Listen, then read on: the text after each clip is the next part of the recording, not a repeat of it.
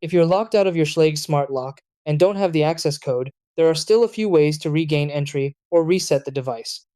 Smart locks, such as Schlage Encode Smart Wi-Fi, Deadbolt, Sense, or Connect models, include emergency access methods and factory reset options for legitimate owners. Depending on the situation, you can either unlock the door using the physical key or perform a reset that removes all stored codes and settings. A reset should only be used when necessary because it erases existing users and requires setting up the lock again. Step 1. Check if your lock has a physical key slot and unlock the door using the key.